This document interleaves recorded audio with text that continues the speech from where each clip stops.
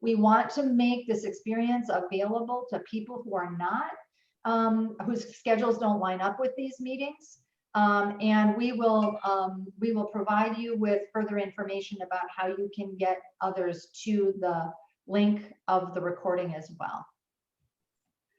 Jonathan, anything to add at this point? The one thing that I would add is I just ask Rachel to flip over to the slide we have here with our project steering committee and subject matter experts please. on there. Yep. And maybe Rach, if you can just zoom into the project steering committee first, and then we can look at the subject matter expert panel. Mary and Ray introduced these groups sort of variously. We have Patrick and Bob here with us today, but we've got representatives from across the community, as Mary and Ray said, who have worked with us on this. Due to availability, we've got Patrick and Bob here today. We'll have other representatives from this group here with us on Tuesday and Wednesday next week. I'm sure that they all extend their thank you to everyone who's here today as we did. So you can see just here on the list. And again, all of this information is available in the report, which you can get at mcplan.org/go-safe. But you can see here the universities, Patrick here representing the Friends of the Trail, Mark First, major employers, State Farm, Rivian, Connect Transit, downtown business, uptown business, hospitality, community healthcare, Boys and Girls Club, and then Rach, if you can move over to the subject matter experts, also had advisory support and really full participation from a handful of public servants in our community, from the town of Normal, the city of Bloomington, the police departments, IDOT here, Bob is representing, Connect Transit, Jen and Ray did a great job representing the commission and working with us on this project, representatives from the county, county health department, both school districts, as well as the Economic Development Council. So really a well-rounded group. A lot of people put a lot of time into this, so we definitely want to make sure we're recognizing this group. That's the one thing I would add. Jonathan, let's also do a shout out for Firebrand. Sure, yeah, actually, Rachel, the last little corner here, Ray did introduce Julie and I as members of the Heil group working on this project. We also worked with a local branding segment of a local co-op called Firebrand with Melanie and Kay, who did an excellent job with all of the branding and visuals that you'll see some of here on our slides today, as well as in the report and in all kinds of other resources that we hope to develop using this brand. Thanks, Jonathan. So let's dive in. What we are interested in hearing, so this is a listening session, right? A conversation. And we are most interested in hearing from our participants today about your experience of navigating in the Bloomington Normal Transportation System. So we thought we would begin with kind of a brainstorm of what are your experiences? What maybe immediately comes to mind when you think about Bloomington Normal Transportation safety? And as you just throw out whatever comes to mind, we're going to capture your comments as a bit of an informal, you might even call it a mini assessment of how we stand as a community in terms of transportation safety. I see a hands up from Mr. Powers. Yeah, good. Yes. Hello. So I live in north area of Normal and have for the past 2 years. We are in the midst of an election cycle, municipal election cycle right now. Do you have a sense of where the candidates stand on supporting infrastructure improvement and not merely lip service to it, but willingness to put some dollars behind that? I think I would just say what we can do is make the note, Mr. Powers, that it is a question you are raising, and it is something that we can take back. We certainly cannot speak for our candidates, but we want our electeds to be paying attention to these issues for sure. Exactly. Yep. Could I just, Mr. Powers, could I just follow up? Do you have anything more for us in terms of what your experience of local transportation has been? veterans is dangerous. What can I say? Driving or walking, or, and there really aren't good alternatives there. It's made for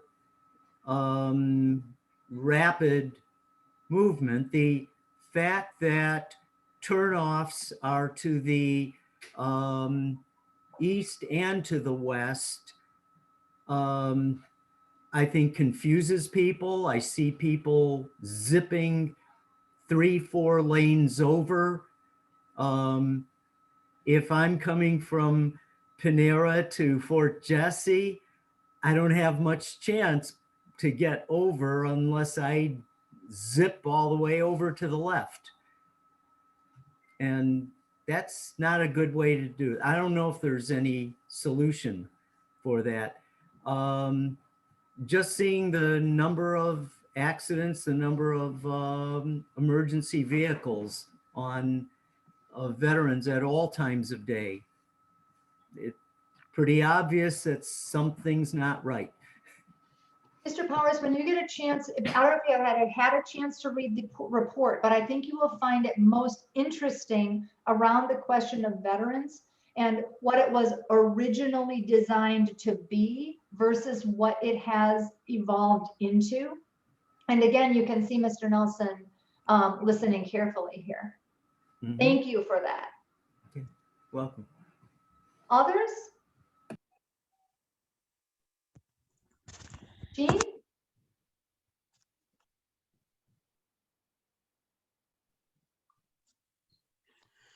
Jean, My name is you're Craig. muted. You're muted, but we would very much like to hear what you're saying. Sorry, I thought I had unmuted. My name is Jean No Lopez. worries. I'm just a normal citizen of normal. And I just thought I would echo definitely what Tom says. I moved, I'm not a normal native. I've lived here probably for about 15 years, but, and I moved here from Springfield. And one of the things that I noticed when I moved from Springfield to this area is Normal is set out on a grid. Most of Bloomington Normal is not. And it was very difficult for me to navigate when I first moved here. But I would echo what Tom says is that veterans, it's just amazing to me how many times I see very severe accidents on there. So I would agree. And it doesn't surprise me that probably Veterans Parkway wasn't. I've downloaded the report. I haven't looked at it yet, but I'm going to look and see how Veterans was supposed to be as opposed to what it is now. I'm sure it was due to the growth of the area, that it morphed into something it wasn't supposed to be. So I understand that. I'm also a cyclist. And I will tell you that I live in North Normal, so I can just get out on Constitution Trail out into the country very quickly. I do not cycle in town just because even though they have bike paths, I don't trust, I just don't trust cars. And I think part of it is that there's that natural, or it just seems like it's a natural animosity between motorists and cyclists. I understand that. I have seen some cyclists do some stupid things as well. So it's not like, we are without sin. But I won't, I don't ride in town. If I can't get somewhere via the Constitution Trail, it's not going to happen. So those were my comments. There's so much going on in what you're talking about there. One is the natural vulnerabilities between a person on a bicycle and a vehicle, right? But there's also attitude, there is awareness, and there's really skill. So your comments are so on point, Jean, and Tom, yours as well. And I think that this project is very much about getting the community engaged as a community, making room for multiple modes, learning how to use our infrastructure effectively. And also, as you will see from what Jonathan is going to walk us through here, seeing what we can do to improve our infrastructure so that people feel more safe, behave more safely, and are more safe. Others. My name is Frank Sanders. I'm in Normal. I'm both a pedestrian and a cyclist, so I have a comment for both. As a pedestrian going to downtown, or what we call uptown, the biggest problem I see down there for a pedestrian is Broadway and North. It's a 4-lane road, basically. It is actually on an angle, not squared off to one another. And I've seen and then had it myself. It's difficult to get across there quickly with the cars coming across. There's no stop sign there, but a block away at Fell, there are stop signs, but not at Broadway. And I brought it up one time to the town, and the response was that they have talked about it, but they haven't done, they're not sure what to do there. But to me, walking around uptown, that's the biggest problem, is getting across there. You have cars coming through pretty quick. As I said, it's on an angle, and you have to really look back. Buses come there and turn to go into the terminal. You have to watch out for them. They move along pretty good. Cycling wise, as you go out on the north part of the trail and there are signs there saying that it's a crossing, I don't trust those. Watched even just standing back on my bike, watching pedestrians stand right there, the cars keep going. And I don't mean all of them, but people have to be very careful there. And the biggest concern I would have there is that it's somewhat it could be misleading, particularly for a pedestrian. They may be more trusting than a bicyclist, since bicyclists don't trust cars anyway. But anyway, that's what I've seen with those signs. I don't know how it's going right now, but I've seen a number of them flattened. I wonder if people do it on purpose. The drivers running over them. But I worry about those, and having watched cars zoom by while people stand right there on the curb. In the East, we're not quite used to protecting pedestrians. So anyway, that's my 2 comments. Thank you, Frank. It occurs to me to point out what might be obvious, which is that we really are a community that is in transition with regard to expanding the modes that we tolerate, accommodate, welcome, right? I mean, that's all a continuum. And so for us to be having these conversations now while those transitions are underway it's just such a great thing that the Planning Commission has sponsored this project. Other comments? Hi, my name is Lauren Gibson. I actually also work for the Regional Planning Commission, but I do community planning as opposed to transportation planning. And some of my comments kind of relate to being a runner in this community, as well as someone who walks their dog a lot. So I also moved here from Springfield, but about 3 years ago. And I currently live in an older neighborhood on the east side of Bloomington, very similar to the same type of neighborhood I lived in Springfield. And some of the biggest issues I've noticed as someone who's using the sidewalks and crossing the streets a lot is the lack of lighting, especially, as it's getting dusk or darker. And sometimes, in the winter months, I don't get home at night until it's dark. So I'm either out running or I'm walking my dog, and it's really hard to see. It's really hard for oncoming traffic, to see you. It's hard, you know, if I'm driving home, we have a really narrow street with a lot of kids that play in the street. It's hard to see them. So I think that's probably one of my biggest, you know, complaints is, you know, if I can get to the Constitution Trail, you know, I'm fine then to run, but it's getting from there to my house. And especially on some of these sidewalks in older neighborhoods that aren't, you know, always smooth and flat. So that it can be scary, you know, if you're not timing it right and all of a sudden the sun goes down and you're still 2 miles away from your house and need to get back. Also, something I've noticed, I live kind of near the intersection of like Vale and Oakland, that area. There's a lot of traffic that, you know, goes there, and there's not really any traffic lights, but there's, you know, stop signs and stuff. And sometimes on, you know, Vale or one of those streets that people, you know, tend to go faster than the 30-mile-an-hour speed limit, people don't like to stop at those stop signs.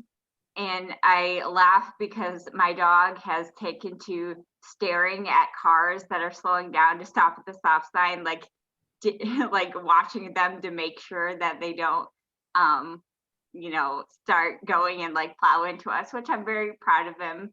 I make fun of him for being dumb, but I guess he's not really that dumb. But so those would be my 2 comments, just lack of awareness for stop signs in some areas. And then number 1 would be the lighting issue. Outstanding. Okay. Jonathan, let's share some of the data. Thank you all for the engagement. It's exciting. Yes, definitely big thank you to everyone sharing these stories. It's a huge help to us as we're developing this plan, and for all of the people who are going to be working to implement it eventually. So thank you. Thank you also to Rachel, doing a good job keeping up and keeping this brainstorm recorded up here on the flip charts. Looks like she's finished that last piece, and then Rachel, when you're ready to flip it over, we can start looking at some of the data. So we pulled some excerpts from the plan to put in the slides. So I'm going to spend maybe 5 to 10 minutes doing a little bit of a walkthrough of what you'll be able to find in the report. So in particular, all of these things are pulled directly from there. If there's something in particular here you're very interested in, you can go ahead and write that in the chat, and we can direct you more specifically, like to the page number, for example, that it's on the report. But again, I really encourage you to go to mcplan.org, mcplan.org. There's actually a GoSafe logo right there on the front you could use to get to the page. You could also go to mcplan.org/GoSafe. And there's a link right there to download the plan. So everything you'll see here, I'm going to go a little bit quickly, but everything you see here is available in the report. And we do encourage you to go ahead and download that and read it, or even to follow along with us here today.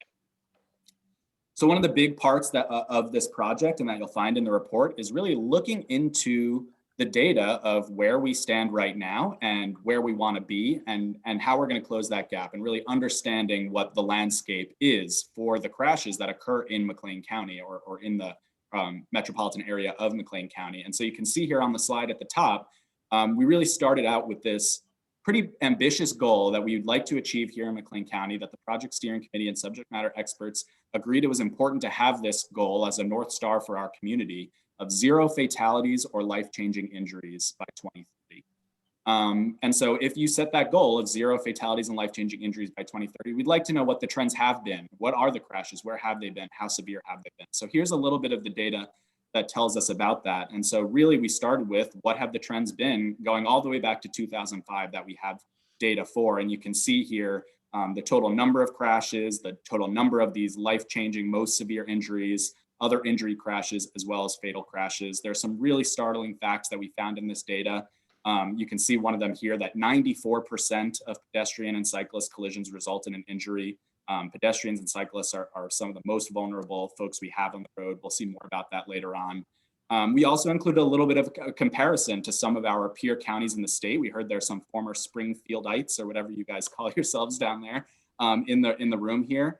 So some comparison to Peoria, Sangamon, and Champaign County, as well as the state and the country. So you can take a look at how crashes, fatalities, and injuries have sort of changed in that period between 2005 and 2018, which is the year that the latest year we have full data for at this point, and do a little comparison across central Illinois, the state and the country. So we really started there to get some context. Rach, if you could flip to the next one here. We dug in a little bit more. You can see here, as I was just saying about pedestrian cyclists, they're actually particularly more vulnerable. So this is that comparison where the line of the crashes and injuries is much closer together here for pedestrians and cyclists. They're just much more vulnerable when they're involved in one of these collisions. And we really sort of looked at the broad scope of our system and what are our known threats, what are our vulnerable populations. You can see here, distracted driving is a big one. Veterans Parkway, we heard a lot about in that prior section. Unclear marking at intersections, multiple modes at intersections. We heard a little bit about that as well. And then our vulnerable population, the elderly, children, recent arrivals and immigrants who maybe have a harder time navigating signs and streets here. People of color and people who live in historically disinvested communities tend to be more vulnerable when you look at the data here on the impact of transportation crashes or limited infrastructure.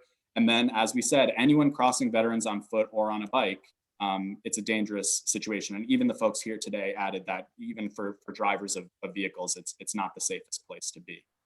And that magnifying glass you can see on the bottom, really one of those kind of startling stats. Rach, if you could even zoom into the magnifying glass a little bit there.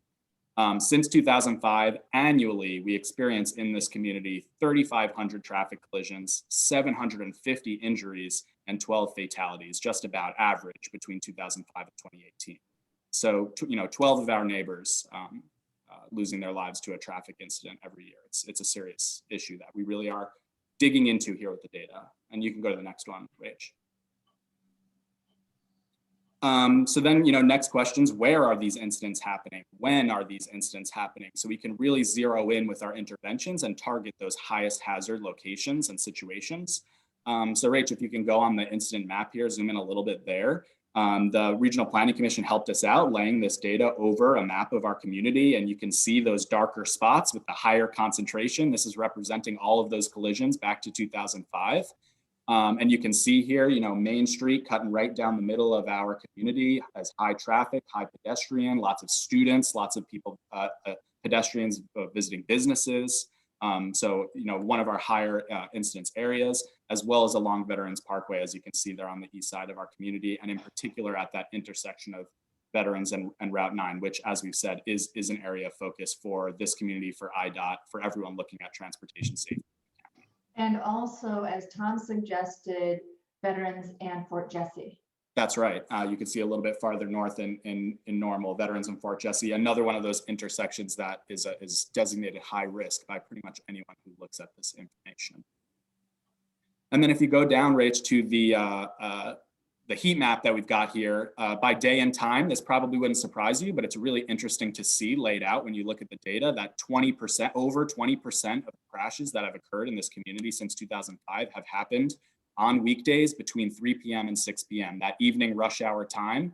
As Patrick was just describing, when there's so many cars on Veterans Parkway, people trying to cross, that's where a lot of incidents are happening, when a lot of incidents are happening.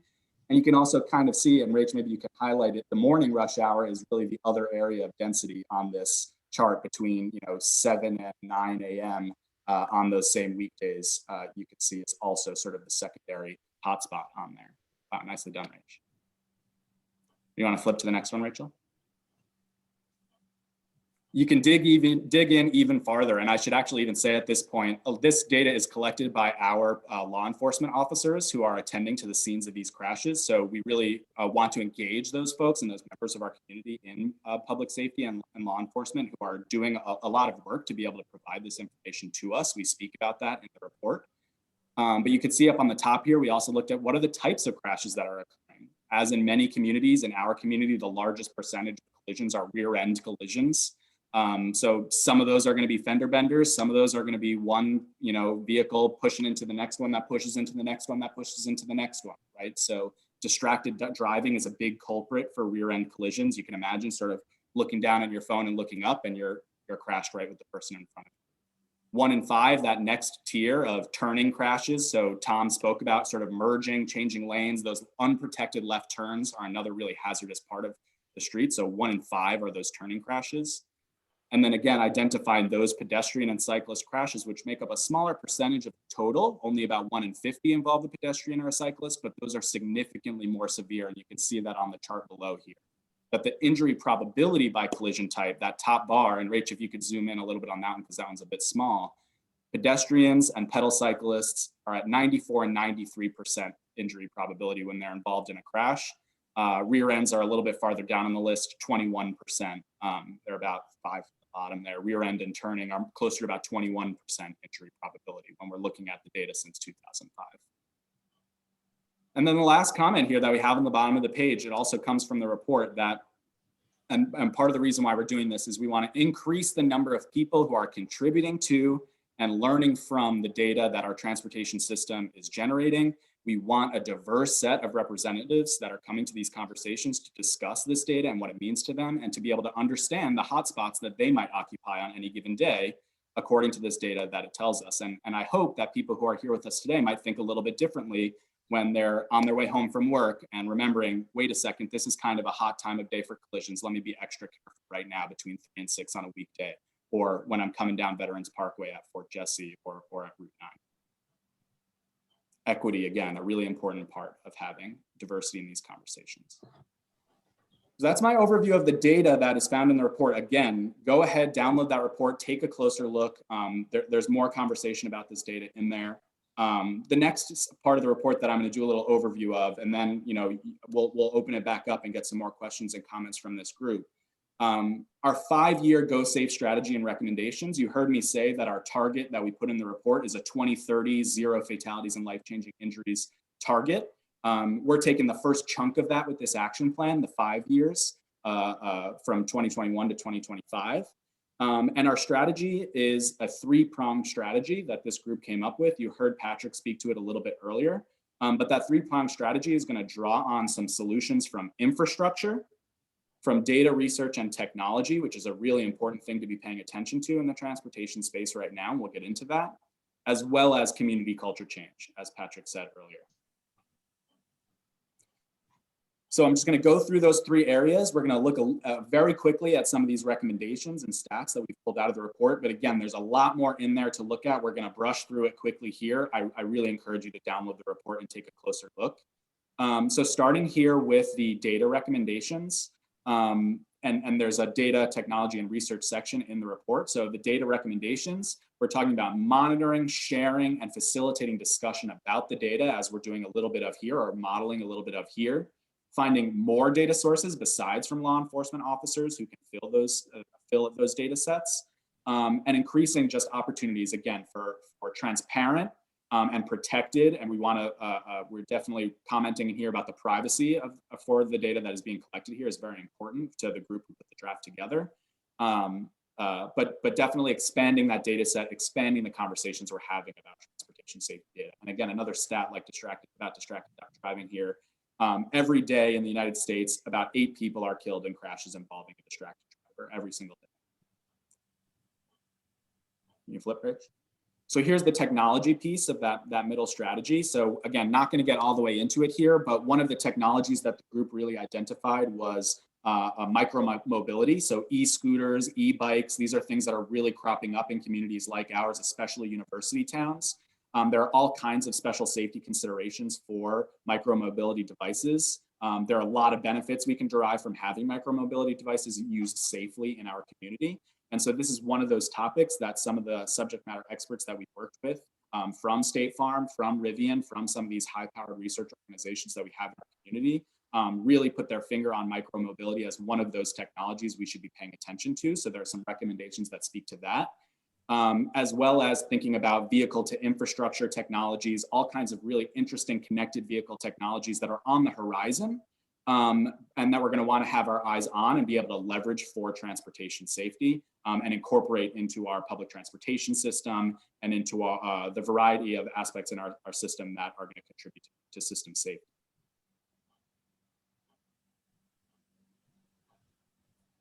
And then the last piece of this strategy is the research recommendations. As a big policy effort, as a big group effort, we really want to make sure we're being rigorous about what we're doing works, to confirm that what we're doing works, that they're good investments. And so the group that we worked with for the action plan really did emphasize having a coalition or a collection of individuals from the research organizations in our community who can do some evaluation of the policies that we're implementing to ensure that we're using good strategies, we're making good investments here, as well as having their eye a little bit more on the horizon to some of those technologies of automated connected vehicles that are coming down the pike. So we've got some experts who can look ahead at those things and give recommendations to us in advance of those technologies just arriving on our streets and us having to react to them and maintain safety and react to them.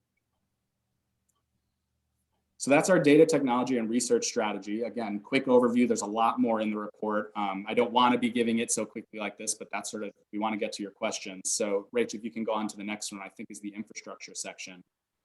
The infrastructure section here had these 5 recommendations. We identified some priority street segments that we pulled from a handful of reports that are already out there. We've already talked about a handful of them from that high incidence map that the group came together to really say, these are the ones that we should be prioritizing. Some of them are already projects underway, some of them are already planned for, but this group together really looked at what those plans said and said, yeah, these are the ones that we really need to be working on next to enhance the safety of our system. In addition to that, a lot of the infrastructure here speaks to the issues that the groups were speaking to earlier in the session about creating the complete streets type infrastructure that will protect bikers, pedestrians, runners, connect us to our trail, help us with those first mile, last mile issues, focus on transit stops. That's another one of our vulnerable users of the system, are those who are standing on a corner waiting for the bus. Those people need infrastructure to protect them. They're in a vulnerable state when they're just standing there waiting for a bus. So we need to focus on that as well. There is data in the, I don't remember if the data is in the report, but there is data that suggests that a lot of the collisions we experience are also within a pretty close distance to our bus stops.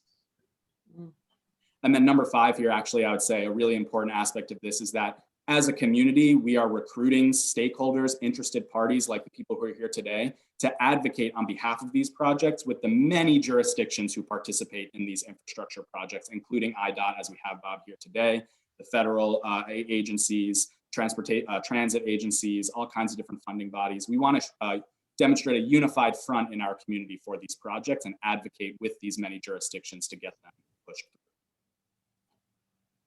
If you could flip, Rach. And then I have here a map of those prioritized street segments and the order that we've prioritized them. This is also available in the report. I don't remember what the page number is, but you can see number 1 is that segment of Main Street right in the middle, and number 2 is Veterans Parkway along the side. And there's a handful of other segments that we've targeted as well. And then calling out again what Julie had mentioned earlier, that IDOT is looking at this with us. They've also got their eyes on many of these street segments that they have jurisdiction over in our community. And there are earmarked dollars in their plan to be working on some of these facilities. And so we need to work with them as well on the implementation and development of those plans. The last section here is the community culture change recommendations. So there's a lot of recommendations that go in here too. This is a really important aspect of the project, as Patrick and Julie spoke about before.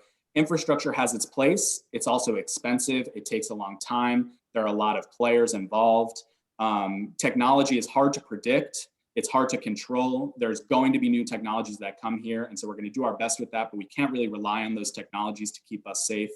And so we need to do what we can within our community. We need to have the conversations within our community to bring up that awareness, like Patrick said, engage people in this issue, in both the problems and the solutions to these problems in the community, and really get people talking about and excited about transportation safety and mobility in our community. So we've got some recommendations and some resources that are oriented towards that as well. You can see here the Go Safe brand that I mentioned, Firebrand, really helped us develop this beautiful brand. They helped us develop. Is adaptable. We want people to be able to use this with their other community groups. We've got Go Safe McLean County, but we encourage people to leverage this brand in their own more local transportation safety efforts. And so you can see here, there are more specific recommendations as well about engaging people from the transportation system into this effort in an authentic and grassroots sort of way. Go ahead, Rich. You can also see here some examples of resources and ways that we'd like to leverage the brand moving forward, some recommendations of ways that people can get involved. So, you know, lawn signs, reflective stickers for children's backpacks, flyers for events that we know are already going to be occurring in the community, like a bike rodeo, for example. Patrick has been working on all kinds of events like that. And we know that having this kind of unified, recognizable brand for our community to really unite around safety in all of these different places will help the conversation develop, help that culture change. And so we've got the templates for flyers. There's a sort of visor checklist up there on the top that you can keep in your car to remind you of the things that you should think about, like the safety brief that Julie did at the start, before you pull your car out of your driveway to make sure you're ready for a safe trip. And Jonathan, if I could just add back on that last page, you'll notice that what we are laying in here is awareness, desire to participate in the change, knowledge of how to participate in that change, a sense of what the actions we can take are. And so just please be aware that there's a kind of an educational structure underlying this whole conversation. So that's really my kind of rapid fire overview of the report. I'll say it again, there's a lot in there. I recommend that you do go ahead and take a closer look at this. You heard Ray say earlier that we'll be accepting written comments on the report as well, all the way up to 4 p.m. next Friday, the 26th. So if following this, you really do want to dig in and look more closely, I encourage you to go to mcplan.org/gosafe, download the report, look at this stuff more closely, and write us a message of your comments if you'd like to dig in further. But for now, we're going to go ahead and move on. We've got now still about 40 minutes to open up to the rest of the participants here. Maybe we got a lot of good stories and comments during the brainstorm. Maybe some of the walkthrough of the report here is triggering some other thoughts you have, or others who have joined us since we began. We're going to open it back up, and we're very interested in hearing from the groups here. Thank you again, everyone. Right, so now is the conversation, right? Comments, Jean, I'm gonna let you just fire away, and then let's get going. Well, and unfortunately, as we were talking here, I had a meeting pop up for me for 11, so I'm going to have to scoot, but I appreciate the information. I've downloaded the report and go to the website and provide some additional comment, but I apologize for having to scoot. Jean, thank you for making the time, and please just note when you go to the website, you'll see that there are 2 more of these meetings in the coming I week. did, yes. So please spread the word. We really want to have a broad conversation here. Right, and I found out about it, just so that you know, through Bike Illinois, so I got an email from them. Excellent. All right, well, we'll see you later. Thanks again. Have a safe day. You too. Thank you. Kathleen, you look like you have a comment. Well, I just, am I unmuted? I am. In the chat box, I said to everyone, are you planning to present to councils? This is interesting. And Patrick says, is that an invitation? Well, I will definitely make sure that it is. How about that? Let me talk with our mayor and city manager. And what would be a good timing? I mean, as you're finishing up the report, maybe sometime in April, or would just as soon as possible? Do you have a preference? Maybe I can address that. Thanks for the comment. And good response. Kind of segue into our next step. The schedule is, with all these different outreach meetings, try to hit comments and feedback from the public. This project, or the draft plan, will be considered by the McLean County Regional Planning Commission for adoption. So after the adoption, fingers crossed, really our hope is then we'll encourage each of the municipalities, the town, the city, the county, even some of the rural communities, will take it up. And then the Regional Planning Commission staff will provide, as much information or assistance, as you need. And then have the individual municipalities or governmental entities to take it up, to educate. If you see some of the recommendations would work, would be desirable for your communities or adjustments and whatnot, then you can have your own conversations within your own community. And then, but still, one of the recommendations in the report is really to have cover. I don't know if it's a task force, but it's a group. We need to keep that conversation going. We need the implementation, and that would take a community-wide effort. And so that would be would take collaboration, with cooperation, and it's not just individual respective jurisdiction, if you will, but really working together, because the road goes all over, right? It doesn't stop at certain city limits or town limits. So that's kind of what we see. But yeah, we'll maybe when we we'll see after the adoption, we'll probably regroup and then see what the next step should be, and that will be appropriate timing, and we'll keep you in mind, and we'll work with the city and town. I mean, here's even a more provocative thought, since you said that things don't stop at city limits, streets don't stop at city limits. Sometimes we look for opportunities to get together with the two councils. This would be a really ripe topic to. Yes, yeah. In fact, that may be a thought, just thinking out loud. We would invite, because the consultant will be making a presentation at the Regional Planning Commission on April 7th. And we can invite, all the council members from the county board, the city council, the town council, just to attend or make comments or whatever. And I think that will be a great opportunity too. And in fact, we'll be inviting the public members to attend. I think that would be a good opportunity. And like I said earlier, it's really the beginning of a journey for traffic safety. Very good. Yeah, I'd welcome that invitation to the. Okay, we'll do. Thanks, Ray. Thank Hey, you. Kathleen, can I ask you, can you talk a little bit about what in particular has piqued your interest here? You say it's interesting, what's got your attention? Yeah, well, two things. One is, and I don't want to get this too fraught in politics, but there are some voices in at least, our town government that maybe don't have an appreciation for the complete street concept. And so, for instance, the poster child of this is West College Avenue. What the town is wanting to do is a comprehensive redesign, rebuild, rethink it, reimagine it, kind of do it the right way. I tend to agree with that. You build streets, hopefully, once a generation or longer. So, you want to put a lot of thought into it. The other school of thought is, come on, just patch it now,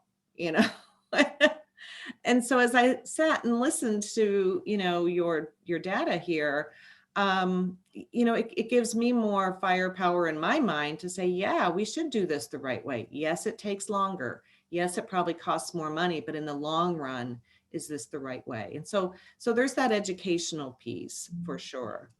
If I can just indulge you with my second thought, and it's more of a personal interest of mine than anything else. And I'm glad to see someone from IDOT here. So I have long thought it would be really cool to really reimagine Main Street 51. And I've been inspired by this, by an idea and by an example in West Lafayette, Indiana. I go there frequently. I'm an alumni of Purdue and my son is there. And they took State Road 26 that basically goes right through the campus, much like our 51 does. And over a period of years, it's finished now, but I would say probably over the last 5 to 7 years, they embarked on what they called a public-private partnership. So I don't know who the private entities were, but so state and obviously the city of West Lafayette and Lafayette and perhaps the county too, really transformed that state road. And as a student when I was there, yeah, it was on par with our Main Street or maybe even Veterans Parkway in terms of having to, like Frogger across to get from one set of buildings to the other. Now it is so much more protected with, the complete street elements of bike paths and pedestrians and some decorative fencing, and just really have given the road a diet in terms of its speed limits. And I would love to see that happen here. But I mean, that was like how many hundreds of $1 million project. So, you know, that just doesn't happen overnight. But I just wondered if there's any appetite for something like that. Thank you.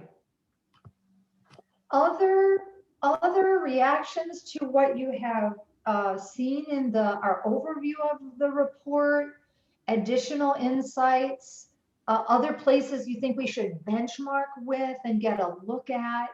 Julie, I also just wanted to thank Kathleen for that comment. And I guess really appreciate it and look forward to talking about this more with the councils and whomever else. But I also wanted to see if Bob wanted to chime in there, because Kathleen recognized IDOT, and maybe Bob wanted to say, I saw him writing down West Lafayette, so I wanted to just give. Oh, good. I'll go on a trip with you there. I know all the good places. Well, right now, US Business 51, see, let me make sure I'm on the right. Yeah, but as being looked at between College and Normal and Olive Street in Bloomington, the consultant has started with phase 1 with that project. Phase 1 includes doing all the environmental reports. That's when I do the bicycle travel assessment. Cost estimates are done, land acquisitions figured, and how much it's going to cost. Phase 1 and phase 2 is supposed to be in FY21. Phase 2 is the design.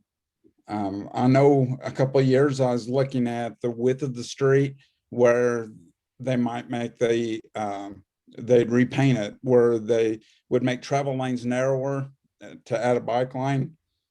Land acquisition scheduled for FY22, and utility adjustment is scheduled for FY23, and construction is scheduled for FY25.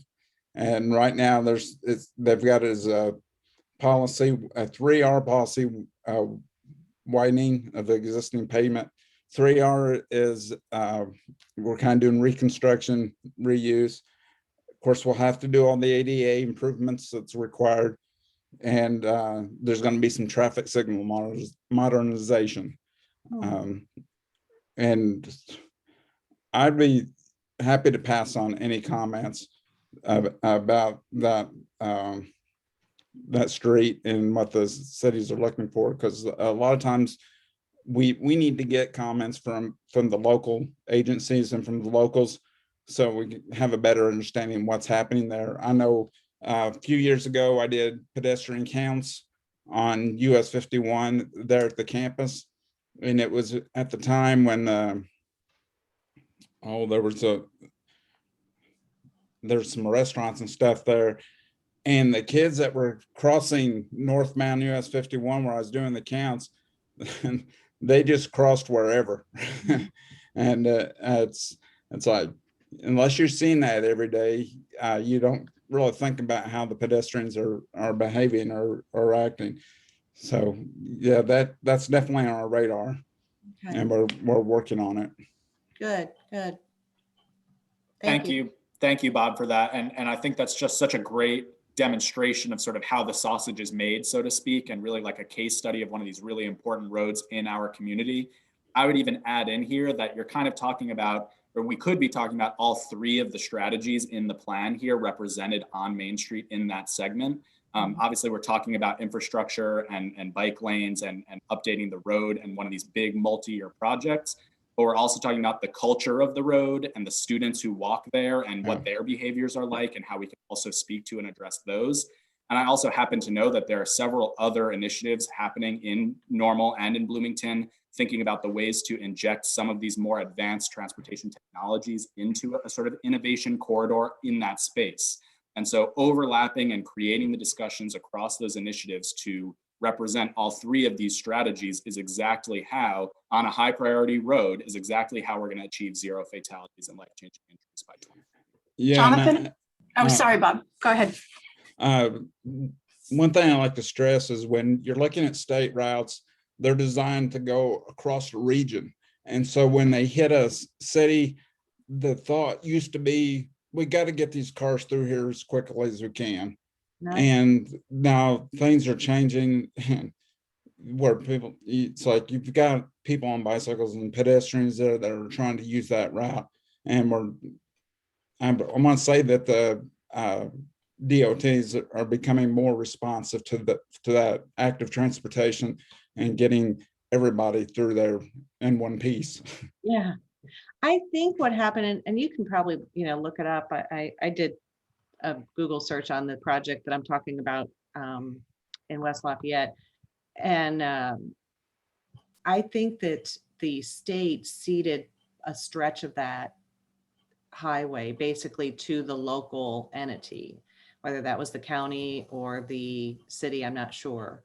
But, and I'm sure the university had a pretty big muscle in all of this too. And I mean, that's another partner that we have as well. Nobody wants to take their kid to XYZ university and think about them not making it across the road safely to get to class, Jennifer? Yeah, I just wanted to mention that IDOT has really been a serious partner on Main Street over the last decade. And we did a feasibility study on recommendations for changes to the actual street itself in 2012. And IDOT was in on that all along and has really, in particular, pushed the idea of this project on Main Street in the area, sort of between the ISU campus and the Bloomington sort of government locations. And it's a big project. They have been working on this now for a couple of years and sort of leading up to it.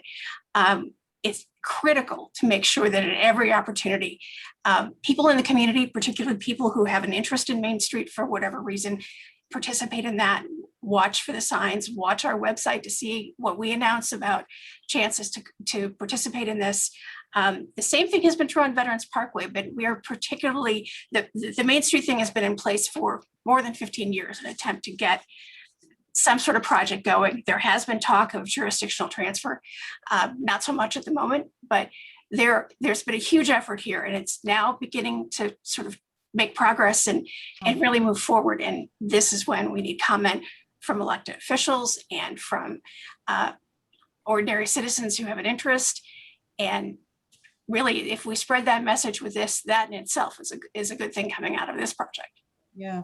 And if I may, just want to point out that Jennifer is the transportation planner with the Regional Planning Commission, but we work with IDOT a lot. And definitely we appreciate Bob's comments about really involving they want to hear from the local folks, because that's important. And as Jonathan pointed out earlier, there's a lot of other initiatives, the intelligent transportation. We have this kind of the smart city innovation alliance, and those could be Wi-Fi, and that could be really transform Main Street and with which serves both Bloomington and Normal. So that's exciting to hear from Bob from IDOT that they at least for the next few years they got kind of step-by-step approach here.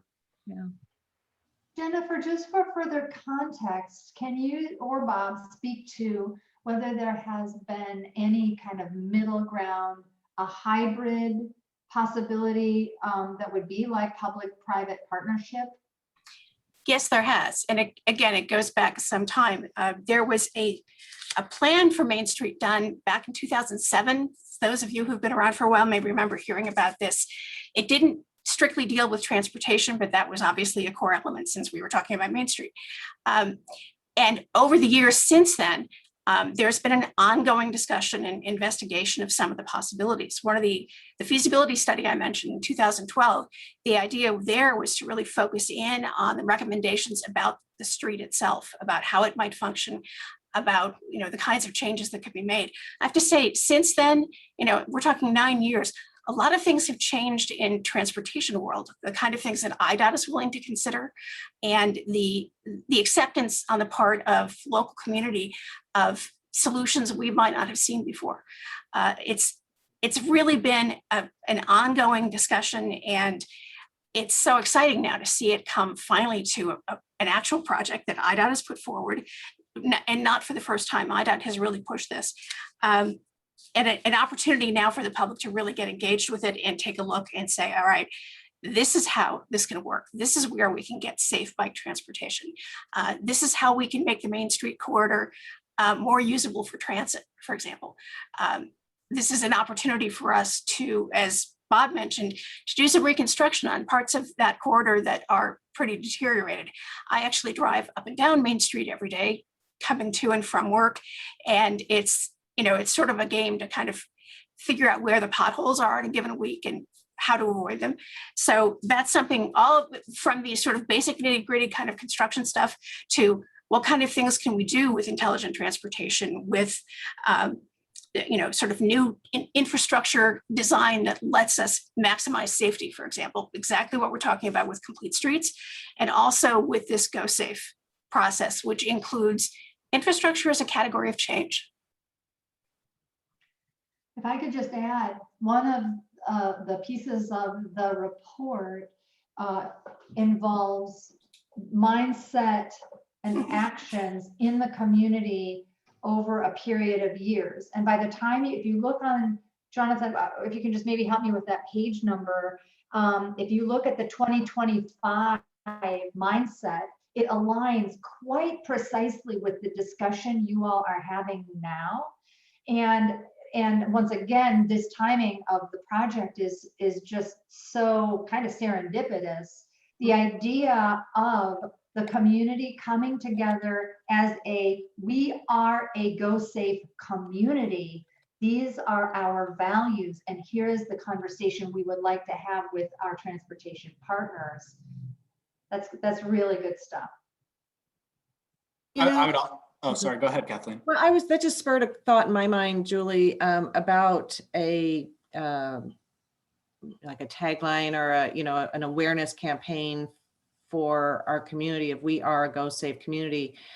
With respect to comments earlier about the trail crossing signs that are oftentimes flattened, it just befuddles me as to why our community seems to resist those stanchion signs that are in the middle of the road that basically, to interpret them, it says, if there's a pedestrian or cyclist in the crosswalk, you are to stop.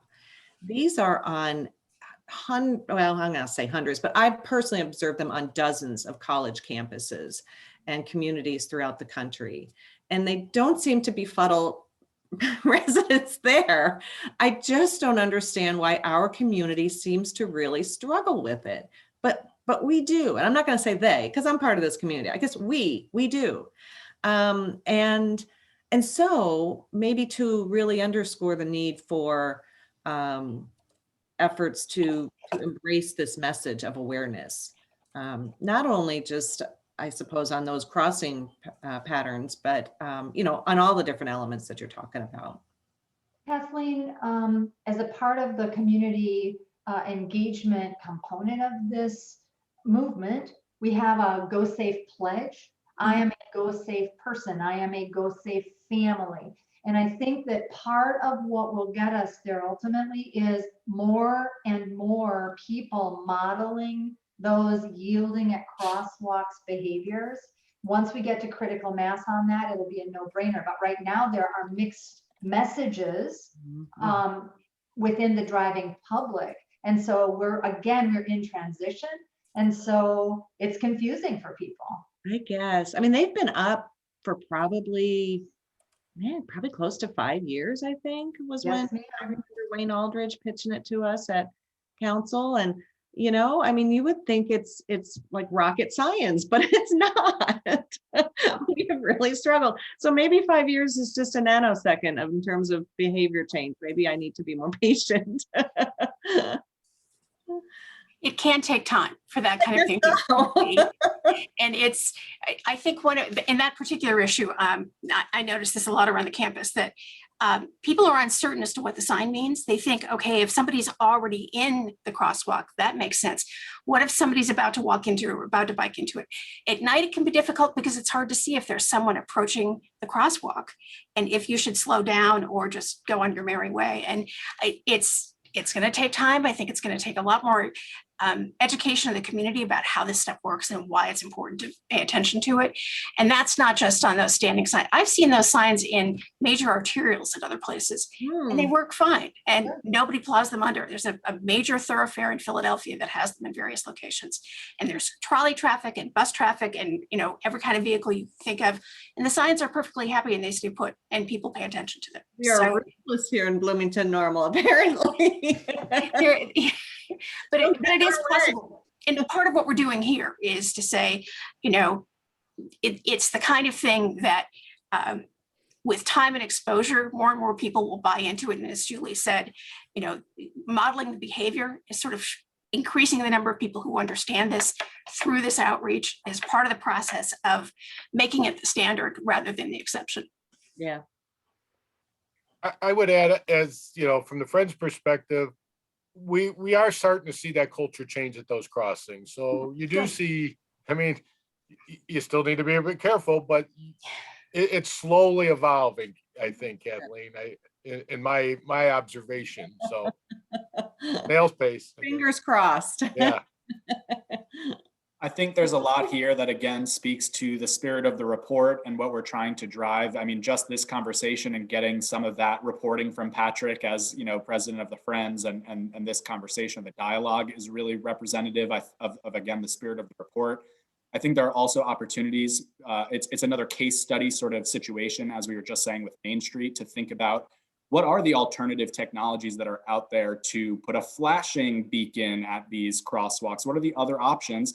And how do we pick and choose to put one at one stop and recruit some research partners from ISU students or whoever it may be to understand which types of signs work best for us in this community, and speaking to people about that project and looping people into it. And so taking some of these very context specific issues and turning them into a collaborative research project, we do iterate slowly but surely on the infrastructure, technology, and culture change pieces. Again, really speaks to the sort of spirit and thrust of the report.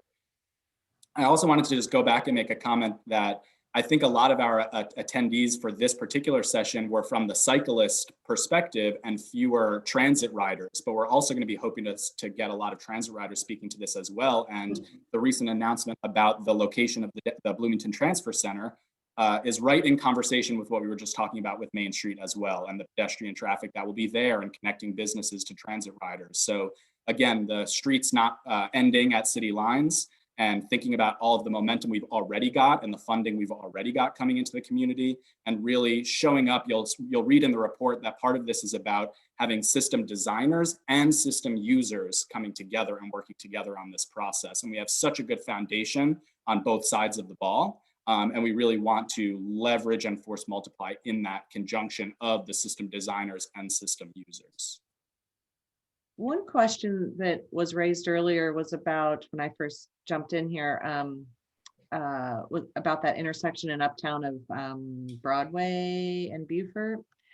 The history I know on that is that, and this was from our former engineer, town engineer, Gene Brown, that there really weren't enough warrants for that.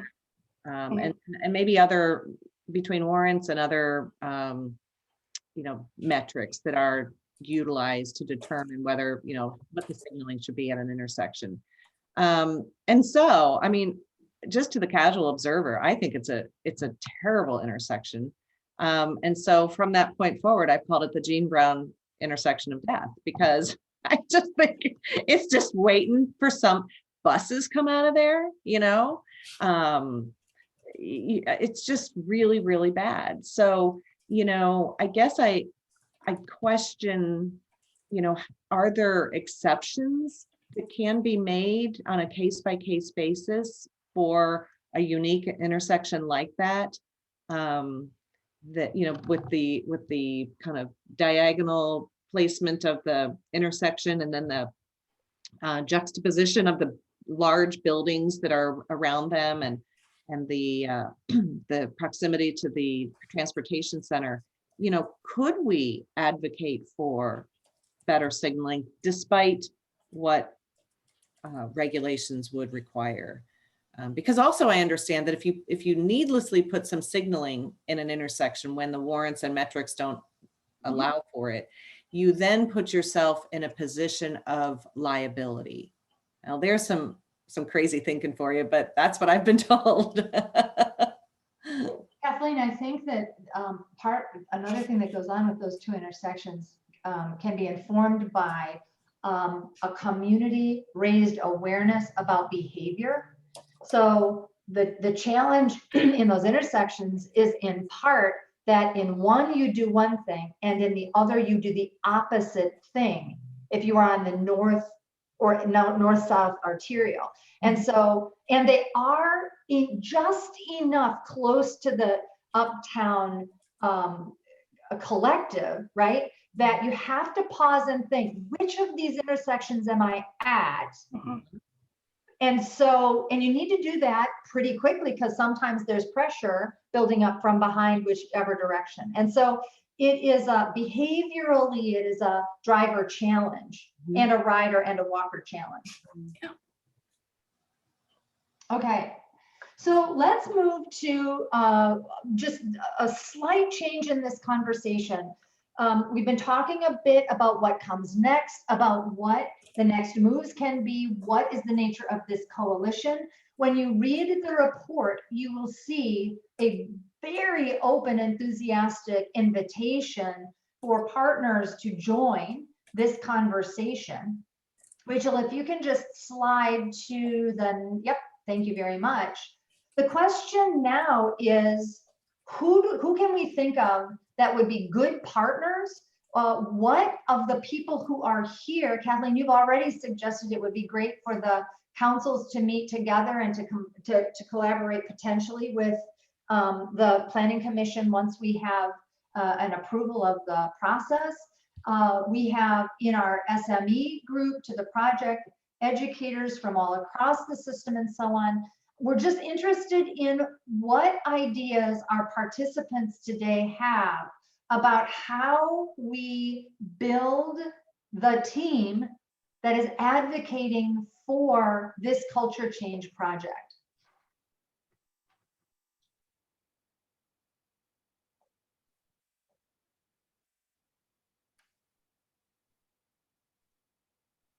That's a good one. Are you talking about political candidates? Yes. Yeah.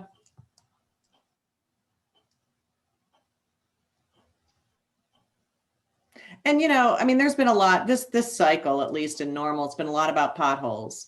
And I kind of giggle to myself because, you know, that's a dangerous platform to run on because in the Midwest, there's always going to be potholes. So, you know, to say that I'm going to be the guy or gal that gets rid of potholes, it's like, yeah, right. You know, Kathleen, there's an opportunity for community education there, for people to understand there are upwards of 32, 33 freeze-thaw cycles in our roads on an annual basis. Is that right? Understand that the suppliers of repair materials don't even get busy until some of those cycles have concluded because it's simply a waste of taxpayer dollars to repair them before then. And perhaps even to run a kind of seasons of transportation safety that says we're in the freeze-thaw cycle. Watch for new potholes, watch for new breakage, because it's a natural part of our driving and walking and riding environment, and we want to take care of each other. Right. I would also add to that, Julie, that, you know, we didn't come to this report with preconceived notions about what would keep people safe or where people are getting hurt on our roads. We looked into the data, we did research, we spoke to experts, we looked at the other programs that have been successful on reducing the numbers of crashes in their communities. And the conversation is this complex, multifaceted, long view conversation that we've now created for our community here in this Go Safe plan. And it's not the best practice. The potholes are not causing incidents in places that have been successful reducing their incidents. And so we came in this not thinking about how do we reduce potholes. We came into this thinking, how do we drive to zero fatalities and serious injuries on our streets? And these were the solutions that we researched and came to understand.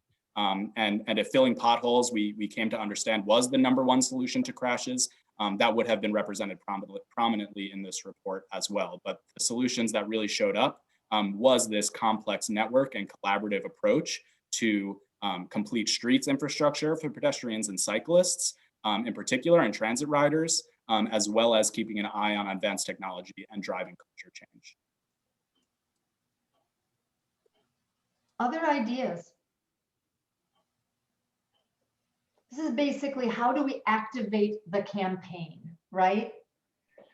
So Rachel, if you don't mind to add on here one more time, just a recap of the combined session of councils, perhaps with the Planning Commission, to get those bodies in on the conversation.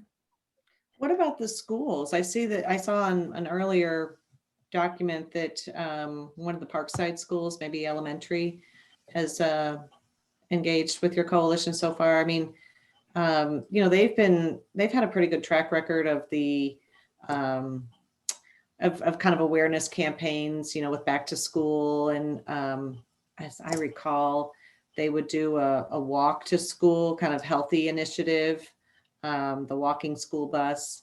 So, you know, they're usually pretty good. Now I know they've been fraught with a lot of other curveballs this past year of just literally getting kids to school. But if the next academic year allows for some more normalcy, they might be able to be a partner. I'm happy to talk to that a little bit. So one, I think the fact that Parkside's in there or Lexington, I think that was just graphic, artistic. I don't think any of those were specific partners. I think it's just an onset of the concept of the branding of the. That'd be great. Yeah. To be clear. And in fact, but that whole notion. So to me specifically, I wrote a grant a couple of years ago for an IDOT Safe Routes to School grant, based on a state law that requires our school districts to teach pedestrian and bicycle safety to our children. Okay. And so I've been in the process of implementing that. Like I've got 2 trailers full of bikes. The pandemic has kind of gotten in our way. So I've been involved with like Mercy Davison on the Worldwide Day of Play in Uptown. We do bike rodeo then. But the whole idea here was to build a curriculum for our schools that they could hopefully adopt to do these types of things. And one of the ideas was, okay, but if you want to do a bike rodeo, how do we can't just ask them to do it. We're going to show up with the tools to do it as well. So we are trying to do that. It's a challenge to the point of all kinds of folks are trying to get into schools and try to, say some of their, I think it's going to be what's going to happen is we're going to get in a few and build that awareness. Like, why isn't that in my school? But I've definitely, so I called my program in my Safe Routes to School McBlono Kids Bike. And it's actually run through Bike Blono. So we have insurance and those kinds of things. It was actually funded, the preeminent funder that put up the 100% of the money and then it's going to get reimbursed. That was provided by the Friends. And so, there is community effort to try to do that a little bit. We just need some more folks on board. And quite frankly, with the pandemic and everything they've got going on, I haven't bothered them. I've actually I thought I was going to wait till back in February. I'll wait till March when things are a little bit better, but I keep thinking down the road. But yeah, I agree. It's just a tough year for everybody. So we do. I'll add if you bear with me 1 point. I have a partner over in Champaign, not a collaborator. They run one as well. A woman named Cynthia Hoyle, and part of her grant was to bring this woman from the Danish Cycling Federation, which is like from Denmark. They've got a lot of this stuff going on, right? And so I've been able to finagle a Bloomington Normal Day for that ambassador of cycling from Denmark. And our goal is to try to set up a workshop in the morning for like teachers and other people to try to do, to learn about that kind of curriculum. And then in the afternoon, we were going to collaborate with the Boys and Girls Club to have an actual rodeo so the people that are training can immediately apply those skills. And then my hope is later in the day, COVID group planning provided, is to have some side of event with bicycling groups or whatever, or invite public officials to hear this woman speak about what's going on and those types of things and what we could do in our community. So maybe a shameless That's good. I plug- like it. Yeah. a shameless plug for what we're trying to do, but I had the opportunity, I took it. Yeah. No, good to hear about that. It's a great plug, and it's just another one of these sort of case examples of this plan. And I know that, Patrick, you're talking with Tony at the Boys and Girls Club, who also worked on this project, and Dana Brown at Unit 5, who also worked on this project. We really hope that bike radio, or the day of play, or the activity with the Danish Cycling Federation can leverage these materials and some of the efforts that we've put into building out this brand, so that it can be recognizable and unified across other efforts that will bear this brand. And in one of our most recent project steering committee meetings, we also talked about thinking about the university school calendars and the university orientations as well. We had representatives from the two universities to speak to that as well. And to your point, Kathleen, the school calendar is already crazy without a pandemic. Add a pandemic and the school calendar is even crazier. But thinking about how do we make sure we have tapped into a partner in the community to be doing something in the summer and to be doing something in the fall, when kids are going back to school, and creating that sort of layered approach to having this show up in a lot of different places throughout the year, with topical points. Good. Yeah, we probably shouldn't forget about our friends at Heartland Community College. I know that they are very much more of a, car-centric probably destination. But that also creates, there are some apartments that are just to the, I guess, south and east, I think, of Heartland. So there could be some issues there with needing to build awareness around safety. Yeah, absolutely. We did not have someone from Heartland on our project team, but Carl Teichman, who was on the project team representing Wesleyan, also participates in other sort of cross higher ed groups, and he offered to extend invitations and discuss this project with some members from Harlan University. We hope to have someone representing their group in one of these conversations for sure. So unless there are any other comments or ideas here about making Go Safe a part of your community, we'll sort of wrap it up, and I'll send it to Ray to close for this morning's conversation. So maybe I'll just pause for a second and see if there are any other comments that people want to make. I think Julie's internet betrayed her a little bit. She dropped off. But thankfully we made it all the way through here to this point. So any other comments from the group? Sounds like a good start. Yeah, thank you guys for joining us, and Ray, why don't you send us out? Yeah, thanks again for bearing with us, really taking out part of your nice Wednesday morning for this. And yeah, as we said earlier, if you have any other follow-up comments or questions after today's session, contact Jonathan or me, and can contact us on the website of the Regional Planning Commission. Yeah, Jonathan just in the chat his email, and you can contact me at the Regional Planning Commission, or you go to the website, you'll find us mcplan.org. And so, like I said earlier, next step is the April 7th Regional Planning Commission meeting for consideration of the adoption. And I will invite council members from town and the city and county board members and at least to the meeting,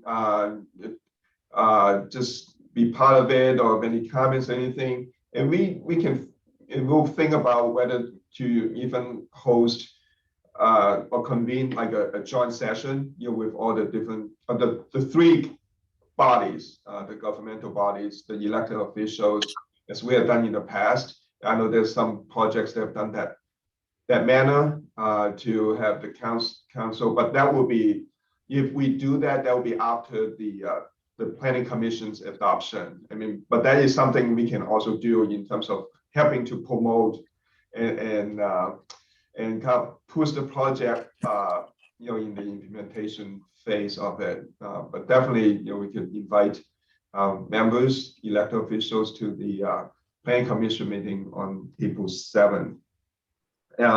So the only thing I would say is please stay engaged, go safe. Start telling your friends and family, go safe. The weekends and hope to see you if you got time next Tuesday evening and also Wednesday evening.